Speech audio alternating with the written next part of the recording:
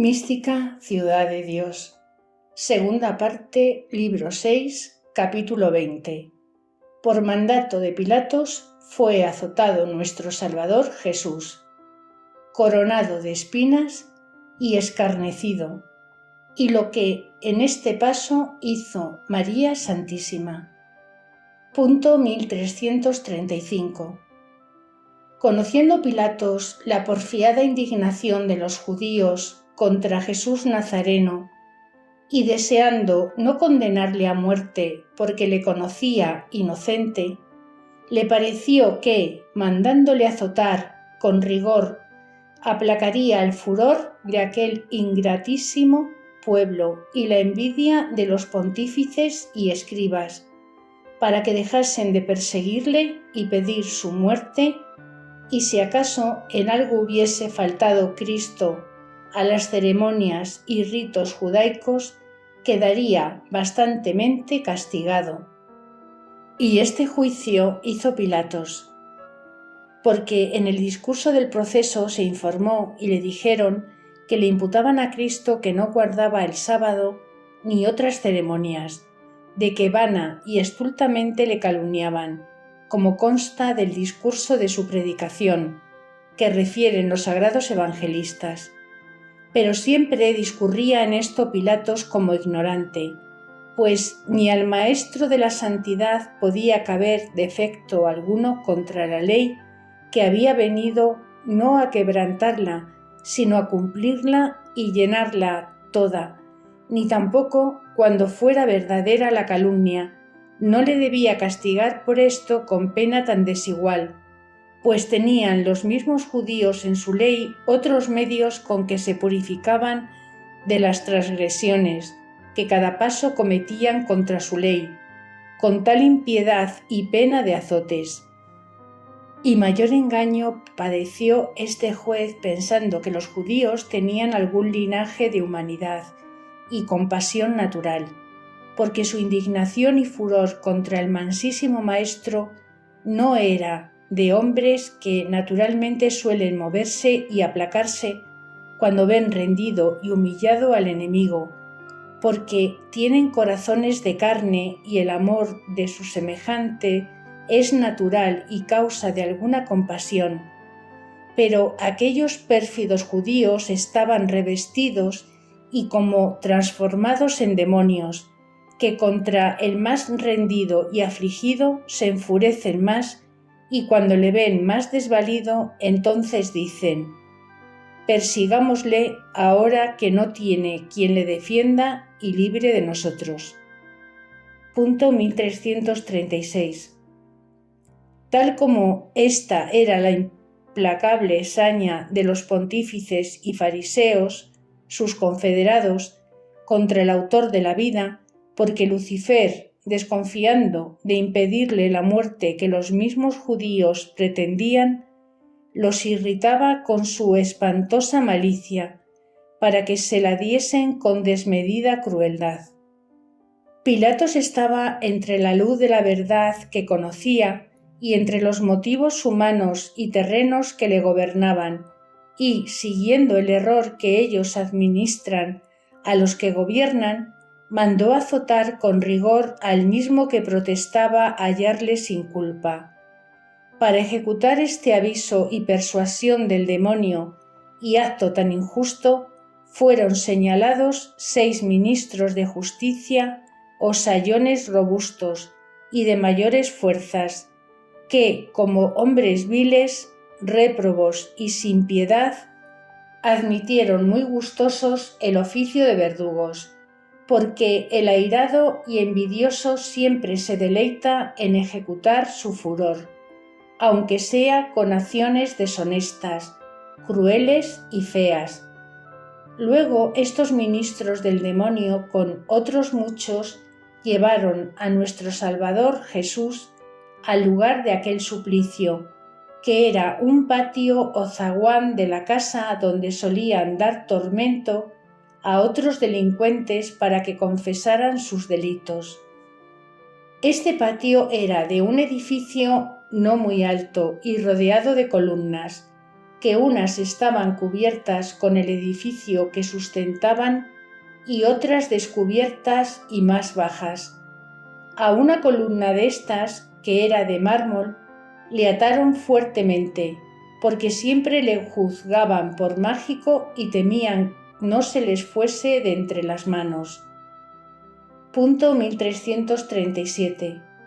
Desnudaron a Cristo nuestro Redentor primero la vestidura blanca, no con menor ignominia que en casa del adúltero y homicida Herodes se la habían vestido, y para desatarle las sogas y cadenas que debajo tenía desde la prisión del huerto, le maltrataron impíamente, rompiéndole las llagas que las mismas prisiones, por estar tan apretadas, le habían abierto en los brazos y muñecas, y dejándole sueltas las manos divinas, le mandaron con ignominioso imperio y blasfemias que el mismo Señor se despojase de la túnica inconsútil que iba vestido. Esta era la misma en número que su Madre Santísima le había vestido en Egipto, cuando al dulce Jesús, niño, le puso en pie, como en su lugar queda advertido. Sola esta túnica tenía entonces el Señor, porque en el huerto, cuando le prendieron, le quitaron un manto o capa que solía traer sobre la túnica. Obedeció el Hijo del Eterno Padre a los verdugos y comenzó a desnudarse, para quedar en presencia de tanta gente con la afrenta de la desnudez de su sagrado y honestísimo cuerpo. Y los ministros de aquella crueldad, pareciéndoles que la modestia del Señor tardaba mucho a despojarse, le asieron de la túnica con violencia, para desnudarle muy aprisa y, como dicen, a rodapelo.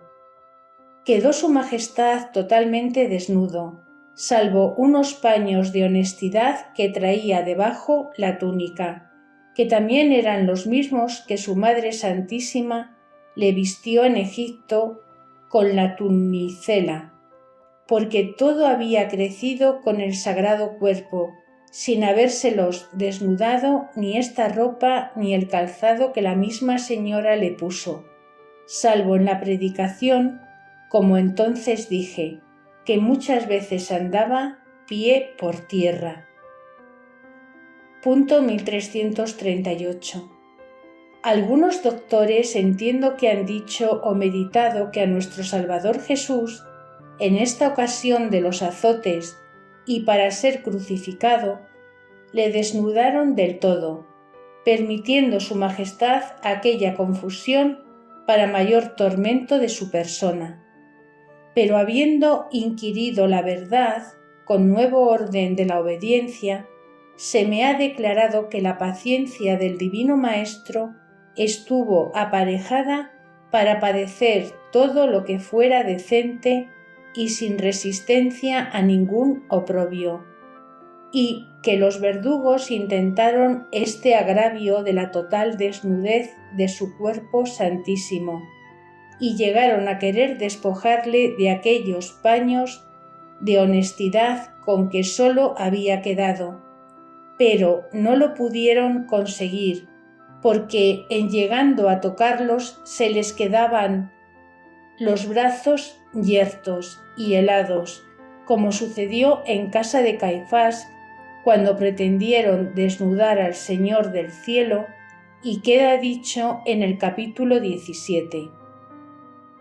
Y aunque todos los 6 verdugos llegaron a probar sus fuerzas en esta injuria, le sucedió lo mismo, no obstante que después, para azotar al Señor con más crueldad, estos ministros del pecado le levantaron algo los paños de la honestidad, y a esto dio lugar su majestad, mas no a que le despojasen del todo y se los quitasen. Tampoco el milagro de verse impedidos y entorpecidos para aquel desacato movió ni ablandó los corazones de aquellas fieras humanas, pero con insania diabólica lo atribuyeron a la hechicería y arte mágica que imputaban al autor de la verdad y vida. Punto 1339. En esta forma quedó su majestad desnudo en presencia de mucha gente, y los 6 verdugos le ataron crudamente a una columna de aquel edificio para castigarle más a su salvo. Luego, por su orden, de 2 en 2, le azotaron con crueldad tan inaudita que no pudo caer en condición humana, si el mismo Lucifer no se hubiera revestido en el impío corazón de aquellos sus ministros. Los 2 primeros azotaron al inocentísimo Señor con unos ramales de cordeles muy retorcidos, endurecidos y gruesos, estrenando en este sacrilegio todo el furor de su indignación y las fuerzas de sus potencias corporales. Y con estos primeros azotes levantaron en el cuerpo deificado de nuestro Salvador grandes cardenales y verdugos, y de que le cuajaron todo, quedando entumecido y desfigurado por todas partes para reventar la preciosísima sangre por las heridas. Pero cansados estos sayones, entraron de nuevo y a porfía los otros 2 segundos, y con los segundos ramales de correas como riendas durísimas, le azotaron sobre las primeras heridas, rompiendo todas las ronchas y cardenales que los primeros habían hecho y derramando la sangre divina que no sólo bañó todo el sagrado cuerpo de Jesús nuestro Salvador, sino que salpicó y cubrió las vestiduras de los ministros sacrílegos que le atormentaban y corrió hasta la tierra. Con esto se retiraron los segundos verdugos y comenzaron los terceros, sirviéndoles de nuevos instrumentos unos ramales de nervios de animales, casi duros como mimbres, ya secos.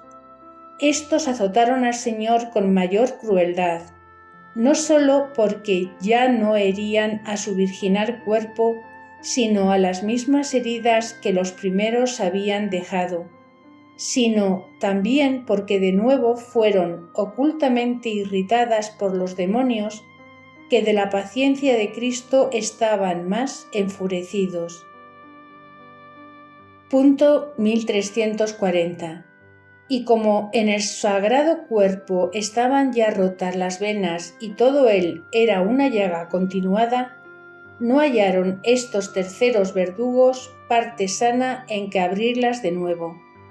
Y repitiendo los inhumanos golpes, rompieron las inmaculadas y virgíneas carnes de Cristo nuestro Redentor, derribando al suelo muchos pedazos de ella y descubriendo los huesos en muchas partes de las espaldas, donde se manifestaban patentes y rubricados con la sangre, y en algunas se descubrían en más espacio del hueso que una palma de la mano. Y para borrar del todo aquella hermosura que excedía a todos los hijos de los hombres, le azotaron en su divino rostro, en los pies y manos, sin dejar lugar que no hiriesen, donde pudieron extender su furor y alcanzar la indignación que contra el inocentísimo Cordero habían concebido. Corrió su divina sangre por el suelo, rebasándose en muchas partes con abundancia, y estos golpes que le dieron en pies y manos y en el rostro fueron de incomparable dolor, por ser estas partes más nerviosas, sensibles y delicadas. Quedó aquella venerable cara entumecida y llagada hasta cegarle los ojos con la sangre y cardenales que en ella hicieron. Y sobre todo esto le llenaron de salivas inmundísimas que a un mismo tiempo le arrojaban, hartándole de oprobios. El número ajustado de los azotes que dieron al Salvador fue 5115, desde las plantas de los pies hasta la cabeza, y el gran Señor y autor de toda criatura, que por su naturaleza divina era impasible, quedó por nosotros, y en la condición de nuestra carne, hecho varón de dolores, como lo había profetizado Isaías, y muy sabio en la experiencia de nuestras enfermedades, el novísimo de los hombres, y reputado por el desprecio de todos. Punto 1341. La multitud del pueblo que seguía a Jesús Nazareno, nuestro Salvador, tenía ocupados los zaguanes de la casa de Pilatos, hasta las calles, porque todos esperaban el fin de aquella novedad, discurriendo y hablando con un tumulto confusísimo, según el juicio que cada uno concebía del suceso. Y entre toda esta confusión, la Madre Virgen padeció incomparables denuestos y tribulaciones de los oprobios y blasfemias que los judíos y otros gentiles decían contra su Hijo Santísimo. Y cuando le llevaban al lugar de los azotes, se retiró la prudentísima señora a un rincón del zaguán con las Marías y San Juan, que la asistían y acompañaban en su dolor. Retirada en aquel puesto, vio por visión clarísima todos los azotes y tormentos que padecía nuestro Salvador, y aunque no los vio con los ojos del cuerpo, nada le fue oculto más que si estuviera mirándole muy de cerca, y no puede caer en humano pensamiento cuáles y cuántos fueron los dolores y aflicciones que en esta ocasión padeció la gran Reina y Señora de los ángeles, y con otros misterios ocultos se conocerán en la divinidad cuando allí se manifiesten a todos para gloria del Hijo y de la Madre. Pero ya he dicho en otros lugares de esta historia, y más en el discurso de la Pasión del Señor, que sintió María Santísima en su cuerpo todos los dolores que con las heridas sentía y recibía el Hijo. Y este dolor tuvo también en los azotes, sintiéndolos en todas las partes de su virginal cuerpo, donde se los daban a Cristo nuestro bien. Y aunque no derramó sangre más de la que vertía con las lágrimas, ni se trasladaron las llagas a la candidísima paloma, pero el dolor la transformó y desfiguró de manera que San Juan y las Marías le llegaron a desconocer por su semblante. A más de los dolores del cuerpo, fueron inefables los que padeció en su purísima alma, porque allí fue donde, añadiendo la ciencia, se añadió el dolor. Y sobre el amor natural de madre y el de la suprema caridad de Cristo, ella sola supo y pudo ponderar sobre todas las criaturas la inocencia de Cristo, la dignidad de su divina persona y el peso de las injurias que recibía de la perfidia judaica y de los mismos hijos de Adán, a quienes redimía de la eterna muerte. Punto 1342. Ejecutada la sentencia de los azotes, los mismos verdugos con imperioso desacato desataron a nuestro Salvador de la columna y renovando las blasfemias le mandaron se vistiese luego su túnica que le habían quitado. Pero uno de aquellos ministros, incitado del demonio, mientras azotaban al mansísimo maestro, había escondido sus vestiduras, para que no pareciesen y perseverase desnudo para mayor irrisión y afrenta de su divina persona. Este mal intento del demonio conoció la Madre del Señor, y, usando de potestad de reina, mandó a Lucifer se desviase de aquel lugar con todos sus demonios, y luego se alejaron compelidos de la virtud y poder de la Gran Señora. Y ella dio orden que, por mano de los santos ángeles, fuese restituida la túnica de su Hijo Santísimo, a donde su Majestad pudiese tomarla, para vestir su sagrado y lastimado cuerpo. Todo se ejecutó al punto, aunque los sacrílegos ministros no entendieron este milagro, ni cómo se había obrado, pero todo lo atribuían a la hechicería y arte del demonio.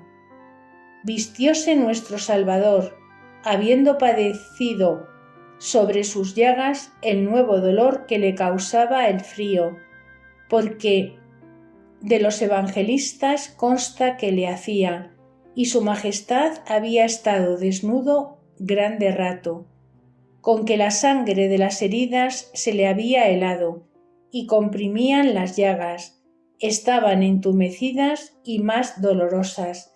Las fuerzas eran menos para tolerarle, porque el frío las debilitaba, aunque el incendio de su infinita caridad las esforzaba a padecer y desear más y más. Y con ser la compasión tan natural en las criaturas racionales, no hubo quien se compadeciese de su aflicción y necesidad, si no es la dolorosa madre que por todo el linaje humano lloraba, se lastimaba y compadecía. Punto 1343. Entre los sacramentos del Señor, ocultos a la humana sabiduría, causa grande admiración que la indignación de los judíos, que eran hombres sensibles de carne y sangre como nosotros, no se aplacase viendo a Cristo nuestro bien tan lastimado y herido de sus azotes, y que un objeto tan lastimoso no les moviese a compasión natural. Antes bien le quedó a la envidia materia para arbitrar nuevos modos de injurias y de tormentos contra quien estaba tan lastimado. Pero tan implacable era su furor que luego intentaron otro nuevo e inaudito género de tormento. Fueron a Pilatos y en el pretorio, en presencia de los de su consejo, le dijeron: «Este seductor y engañador del pueblo, Jesús Nazareno, ha querido con sus embustes y vanidad que le tuvieran todos por rey de los judíos, y, para que se humille su soberbia y se desvanezca más su presunción, queremos que permitas le pongamos las insignias reales que mereció su fantasía». Consintió Pilatos con la injusta demanda de los judíos, para que le ejecutasen como lo desearon. Punto 1344. Llevaron luego a Jesús, nuestro Salvador, al pretorio, donde le desnudaron de nuevo con la misma crueldad y desacato, y le vistieron una ropa de púrpura muy lacerada y manchada, como vestidura de rey fingido, para irrisión de todos. Pusiéronle también en su sagrada cabeza un seto de espinas muy tejido, que le sirviese de corona. Era este seto de juncos espinosos, con puntas muy aceradas y fuertes, y se le apretaban de manera que muchas le penetraron hasta el casco y algunas hasta los oídos y otras hasta los ojos, y por esto fue uno de los mayores tormentos el que padeció su Majestad con la corona de espinas. En vez de cetro real le pusieron en la mano derecha una caña contentible y sobre todo esto le arrojaron sobre los hombros un manto de color morado, al modo de las capas que se usan en la iglesia, porque también este vestido pertenecía al adorno de la dignidad y persona de los reyes. Con toda esta ignominia armaron rey de burlas los pérfidos judíos, al que por naturaleza y por todos títulos era verdadero rey de los reyes y Señor de los señores. Juntáronse luego todos los de la milicia en presencia de los pontífices y fariseos, y cogiendo en medio a nuestro Salvador Jesús, con desmedida irrisión y mofa, le llenaron de blasfemias, porque unos le hincaban las rodillas y con burla le decían: «Dios te salve, Rey de los judíos». Otras le daban bofetadas. Otros, con la misma caña que tenía en sus manos, herían su divina cabeza, dejándola lastimada. Otros le arrojaban inmundísimas salivas, y todos le injuriaban y despreciaban con diferentes contumelias administradas del demonio por medio de su furor diabólico. Punto 1345. Oh caridad incomprensible y sin medida, oh paciencia nunca vista ni imaginada entre los hijos de Adán. ¿Quién, Señor y bien mío, pudo obligar a tu grandeza para que te humillaras, siendo verdadero y poderoso Dios en tu ser y en tus obras, a padecer tan inauditos tormentos, oprobios y blasfemias? Pero, ¿quién, oh bien infinito, dejó de desobligarte entre todos los hombres para que nada hicieras ni padecieras por ellos? ¿Quién tal pensara ni creyera si no conociéramos tu bondad infinita? Pero ya que la conocemos y con la firmeza de la santa fe miramos tan admirables beneficios y maravillas de tu amor, ¿dónde está nuestro juicio? ¿Qué hace la luz de la verdad que confesamos? ¿Qué encanto es este que padecemos, pues a vista de tus dolores, azotes, espinas, oprobios y contumelias, buscamos sin vergüenza ni temor los deleites, el regalo, el descanso, las mayorías y vanidades del mundo?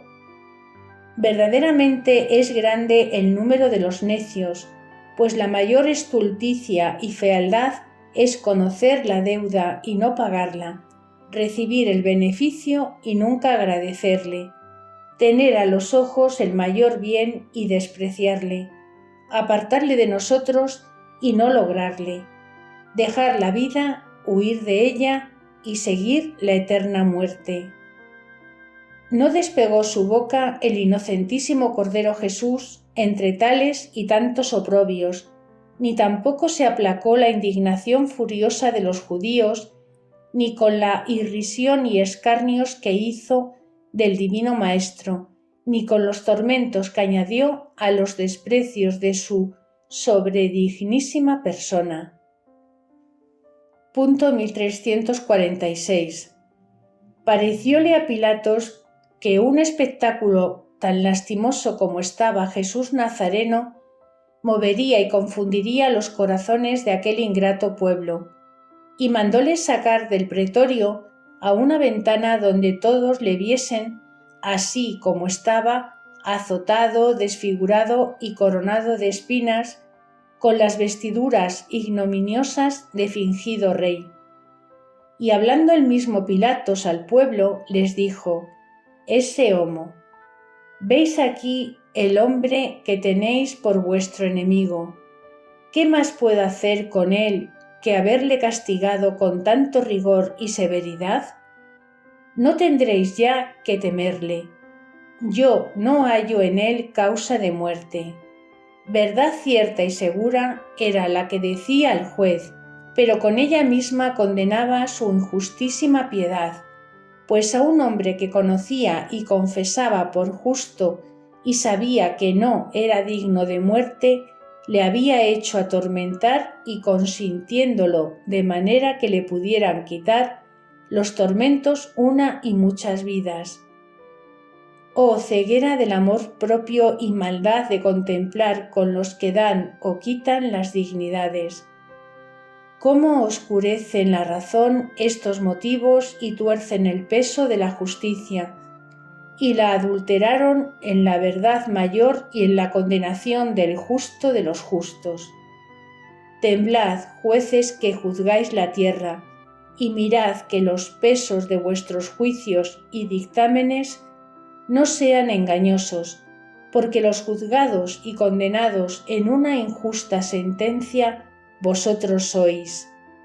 Como los pontífices y fariseos deseaban quitar la vida a Cristo nuestro Salvador con efecto e ira insaciable, nada menos que la muerte de su majestad les contentaba ni satisfacía, y así respondieron a Pilatos: «Crucifícale, crucifícale».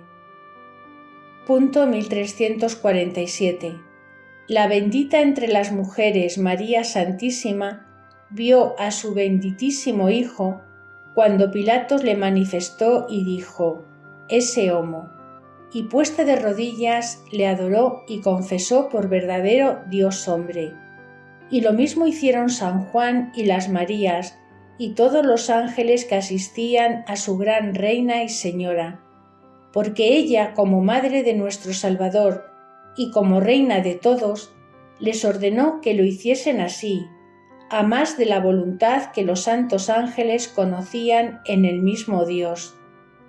Habló la prudentísima Señora con el Eterno Padre y con los santos ángeles, y mucho más con su amantísimo Hijo, palabras llenas de gran peso, de dolor, compasión y profunda reverencia, que en su inflamado y castísimo pecho no pudieron concebir.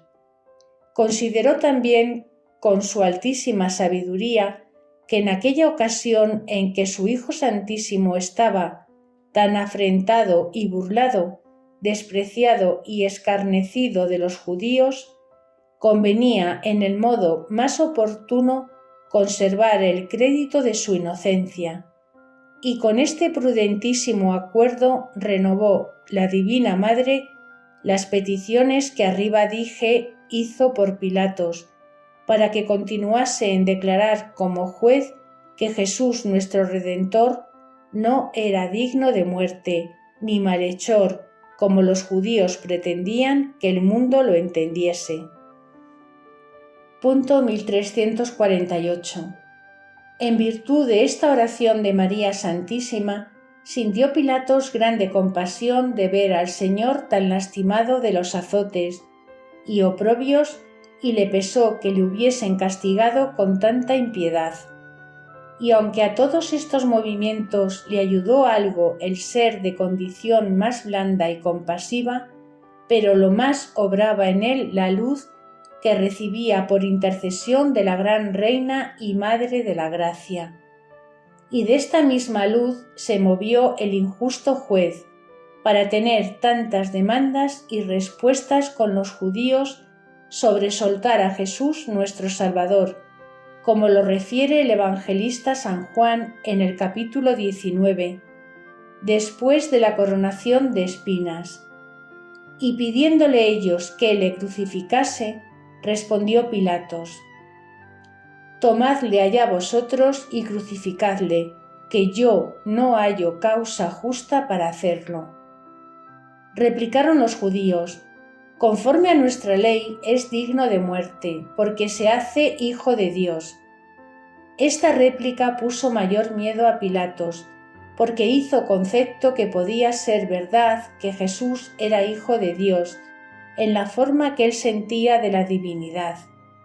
Y por este miedo se retiró al pretorio, donde a solas habló con el Señor y le preguntó de dónde era. No respondió su majestad a esta pregunta, porque no estaba Pilatos en estado de entender la respuesta ni la merecía. Y con todo eso volvió a instar y dijo al Rey del cielo: «Pues, ¿a mí no me hablas? ¿No sabes que tengo poder para crucificarte o para darte por libre?» Pretendió Pilatos obligar a Jesús con estas razones a que se disculpase y le respondiese algo de lo que deseaba saber, y le pareció que un hombre tan afligido y atormentado admitiría cualquiera favor que le ofreciese el juez. Punto 1349. Pero el maestro de la verdad respondió a Pilatos sin excusarse y con mayor alteza que él pedía, y así le dijo su majestad: ¿No tuvieras tú potestad alguna contra mí, si de lo alto no te fuera concedido? Y por esto el que me entregó en tus manos cometió mayor pecado.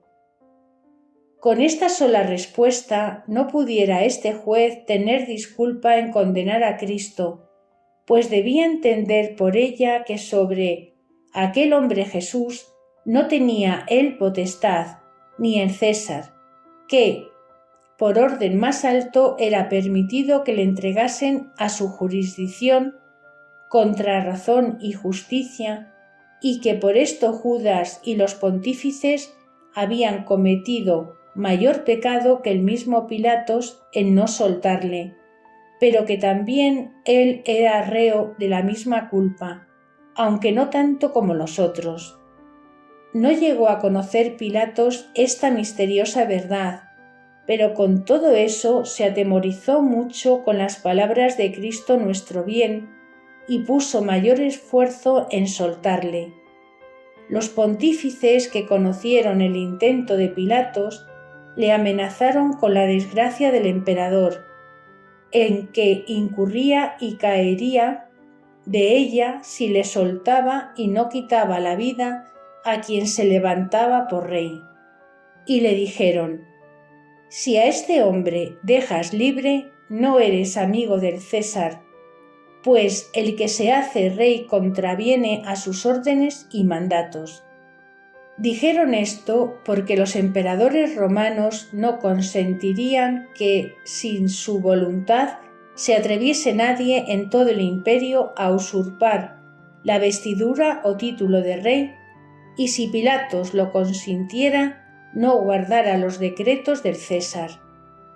Turbóse mucho con esta maliciosa amenaza y advertencia de los judíos, y sentándose en su tribunal a la hora de sexta para sentenciar al Señor, volvió a instar otra vez diciendo a los judíos: «¿Veis aquí a vuestro rey?» Respondieron todos: «Quítale, quítale allá, crucifícale». Replicóles Pilatos: «¿Pues a vuestro rey he de crucificar?» Dijeron todos a voces: «No tenemos otro rey fuera del César». Punto 1350. Dejóse vencer Pilatos de la porfía y malicia de los judíos, y estando en su tribunal, que en griego se llama Litostrotos y en hebreo Gábata, día de Parasceve, pronunció la sentencia de muerte contra el autor de la vida, como diré en el capítulo siguiente. Y los judíos salieron de la sala con grande orgullo y alegría, publicando la sentencia del inocentísimo Cordero, en que, ignorándolo ellos, consistía nuestro remedio. Todo le fue notorio a la dolorosa madre, que por visión expresa lo miraba desde fuera, y cuando salieron los pontífices y fariseos publicando la condenación de su Hijo Santísimo a muerte de cruz, se renovó el dolor de aquel castísimo corazón, quedó dividido con el cuchillo de amargura que le penetró y traspasó sin piedad alguna. Y porque excede a todo humano pensamiento el dolor que aquí padeció María Santísima, no puedo hablar en él, sino remitirlo a la piedad cristiana, ni tampoco es posible referir los actos interiores que ejercitó de adoración, culto, reverencia, amor, compasión, dolor y conformidad. Doctrina que me dio la Gran Señora y Reina del Cielo. Punto 1351. Hija mía, con admiración discurres sobre la dureza y malicia de los judíos y facilidad de Pilatos, que la conoció y se dejó vencer de ella contra la inocencia de mi Hijo y mi Señor. De esta admiración quiero sacarte con la enseñanza y avisos que te convienen para ser cuidadosa en el camino de la vida. Ya sabes que las profecías antiguas de los misterios de la redención y todas las escrituras santas habían de ser infalibles, pues antes faltaría el cielo y la tierra que se dejasen de cumplir como en la mente divina estaban determinadas, y para ejecutarse la muerte torpísima que estaba profetizada darían a mi Señor. Era necesario que hubiera hombres que le persiguiesen, pero que éstos fuesen los judíos y sus pontífices y el injusto juez Pilatos que le condenó, fue desdicha y suma infelicidad suya, y no elección del Altísimo, que a todos quisiera salvar. Quien llevó a estos ministros a tanta ruina fueron sus propias culpas y suma malicia, con que resistieron a la gracia de los mayores beneficios de tener consigo a su Redentor y Maestro, tratarle, conocerle, oír su predicación y doctrina, ver sus milagros y recibir tantos favores, que ninguno de los antiguos padres los alcanzaron, aunque lo desearon. Con esto se justificó la causa del Señor y se conoció que cultivó su viña por su mano y la llenó de beneficios, y ella le dio en retorno espinas y abrojos, y quitó la vida al dueño que la plantó y no quiso reconocerle como debía y podía más que los extraños. Punto 1352. Esto que sucedió en la cabeza Cristo mi Señor e Hijo, ha de suceder hasta el fin del mundo en los miembros de este cuerpo místico, que son los justos y predestinados, porque fuera monstruosidad que los miembros no correspondieran con la cabeza y los hijos al Padre y a los discípulos al Maestro.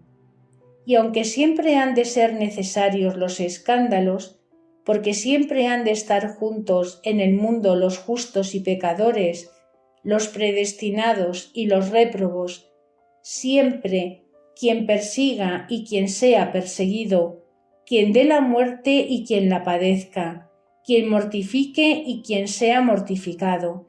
Pero estas suertes se dividen por la malicia o bondad de los hombres, y será desdichado aquel que por su culpa y mala voluntad hace que venga el escándalo que ha de venir al mundo, y para esto se hace instrumento del demonio.